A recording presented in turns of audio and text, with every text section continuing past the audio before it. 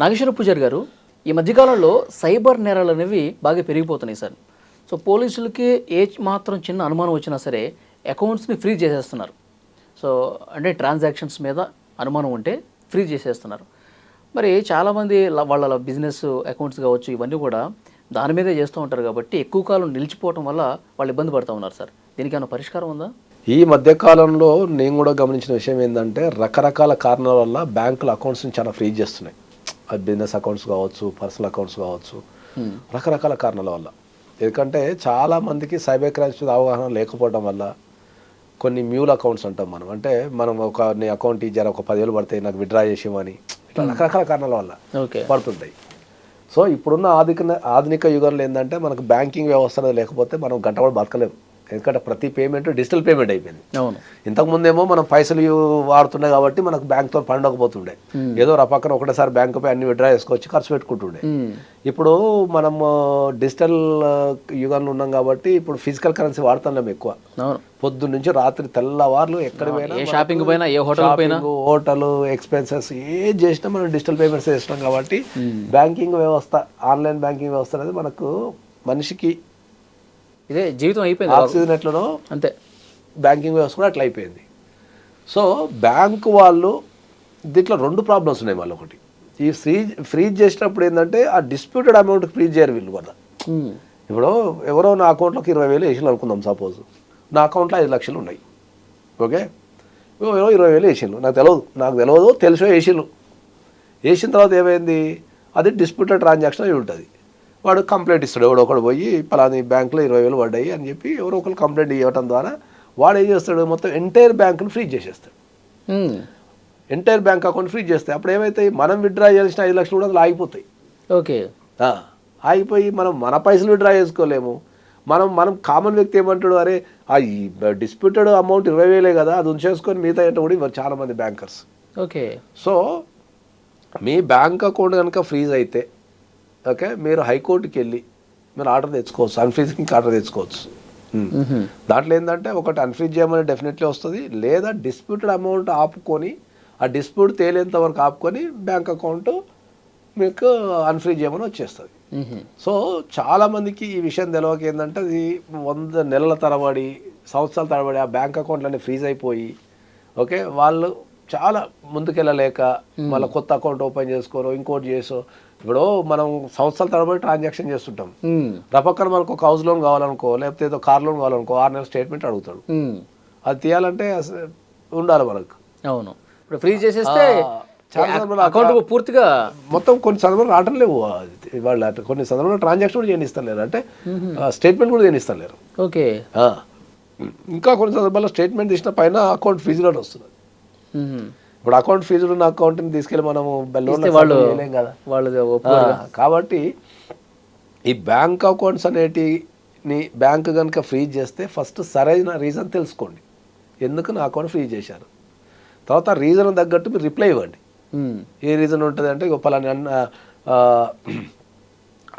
Suspicious transaction జరిగింది దానివల్ల seize చేసినామంటే ఆ సస్పిషియస్ ట్రాన్సాక్షన్ ఎంతవరకు జరిగిందో అంతవరకే మీరు అట్టి పెట్టుకొని మిగతాది నాది అన్ఫ్రీజ్ చేయండి అని చెప్పి లెటర్ ఇవ్వండి. వాళ్ళు అప్పుడు కూడా నీకు బ్యాంకు వాళ్ళు అప్పటికి కూడా మీకు అన్ఫ్రీజ్ చేయకపోతే అడ్వకేట్ని సంప్రదించండి, డెఫినెట్లీ మీకు కోర్టు నుంచి ఆర్డర్ తెచ్చి అన్ఫ్రీజ్ చేయించేస్తారు. వెంటనే ఇస్తుందా sir court? Court maximum 7 days, 7 daysలో వచ్చేస్తుంది. హాలిడేస్ని బట్టి, వర్కింగ్ డేస్ని బట్టి, అక్కడ ఉన్న పరిస్థితిని బట్టి మ్యాక్సిమం 10 to 15 daysలో వచ్చేస్తుంది. సరే, ఇప్పుడు ఫలానా అమౌంట్ ఇంత మొత్తంలో ఉంటేనే వాళ్ళు అనుమానిస్తారు, అట్లా ఏమైనా ఉందా? అట్లేం లేదు. ఇప్పుడు కొన్ని 1000 రూపాయలకు కూడా మనకు ఫ్రీజ్ అయిన అకౌంట్లు చాలా ఉన్నాయి. అవునా? 1000 రూపాయలకి? 1000 రూపాయలకు కూడా ఫ్రీజ్ అయిన అకౌంట్లు చాలా ఉంటాయి.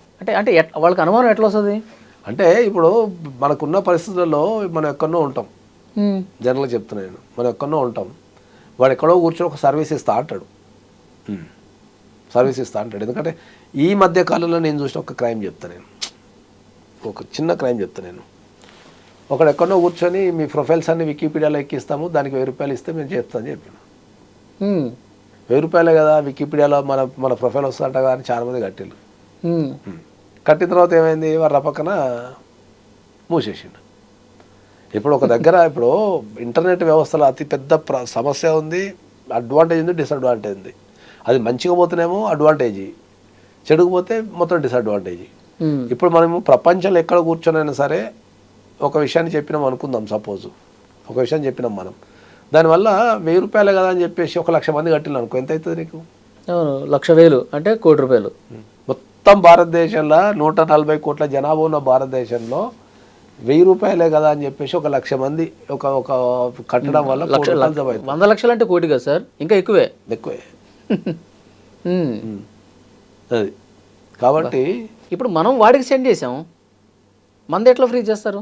ఏది ఇప్పుడు మనం వాడి అకౌంట్కి సెండ్ చేసాం 1000 రూపాయలు, మనం వాన్ అకౌంట్ సెండ్ చేసినాం కదా, సెండ్ చేసిన తర్వాత వాన్ అకౌంట్ ఇప్పుడు ఫ్రీజ్ అవుతుంది అనుకుందాం. సపోజ్ వాడు ఎవరికన్నా సెండ్ చేసిన అనుకో, మళ్ళీ వాన్ అకౌంట్ నుంచి ఆ ఫ్రీజ్ అయిన అకౌంట్ నుంచి ఎవరికన్నా పోయినా అనుకో, అవన్నీ ఫ్రీజ్ చేసేస్తారు. ఇప్పుడు ఆ అకౌంట్లో మనం కొంతమంది రిఫండ్ అడుగుతారు, ఆ రిఫండ్ ఇటు 1000 రూపాయలు మళ్ళీ వేసేసిన అనుకుందాం, కొన్ని సందర్భాల్లో బాధ భరించలేక మీ అకౌంట్ కూడా ఫ్రీజ్ అవుతుంది. అక్కడ ఫ్రీజ్ అయింది అనుకో, దాని రిలేటెడ్ అకౌంట్స్ అన్ని ఫ్రీజ్ అవుతున్నాయి. That's the problem. అట్లా ఉంటుంది. కొన్ని సందర్భాలలో మనకు ఏదో సర్వీస్ ఇస్తామంటాము, ఇవ్వలేకపోయినప్పుడు వాడు ఫ్రీ చేసేస్తాడు అకౌంట్. ఆ డిస్ప్యూటెడ్ అమౌంట్ 10,000 5,000 ఉంటుంది, దానికోసం అది చేసేస్తారు. కాబట్టి ఏదన్నా సరే ఏ కారణం చేతనైనా కనుక మీకు అకౌంట్ ఫ్రీజ్ అయితే బ్యాంకుని లెటర్ అడగండి, ఇస్తారు. తర్వాత అడ్వకేట్ని సంప్రదించడం ఫ్రీ చేయొచ్చు. సార్ బ్యాంక్ వాళ్ళు ఉన్న పడంగా ఫ్రీ చేసేస్తారా? ఫస్ట్ సెకండ్స్లో నోటీస్ ఇవ్వటం మేముండదు, ఫస్ట్ ఫ్రీజ్ చేస్తారు, తర్వాత ఆలోచిస్తారు. That's the problem. ఓకే. ఎందుకంటే మళ్ళీ ఫండ్స్ విత్డ్రా అయిపోయినాయి అనుకో, తర్వాత దొరకరు కదా అని చెప్పేసి ఫస్ట్ ఫ్రీజ్ చేసేస్తారు, తర్వాతనే మిగతా ముచ్చడానికి పెడతారు. ఇంకా అట్లా అప్పుడు మనం దానికి సరైన రిప్లై ఇవ్వాలి compulsory. Thank you sir. And for more videos, please subscribe to iDream. Please subscribe to iDream. Please subscribe iDream. And please subscribe to iDream. For more videos, subscribe to iDream.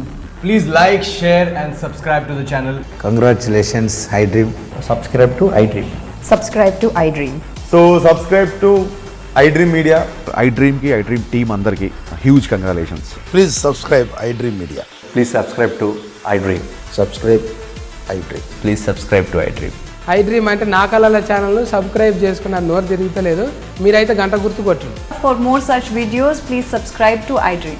Subscribe to iDream. Please subscribe to iDream. Please subscribe iDream Media. Please do subscribe to iDream. Please subscribe to iDream Media. For best entertainment and information, please subscribe iDream. And don't forget to subscribe to iDream.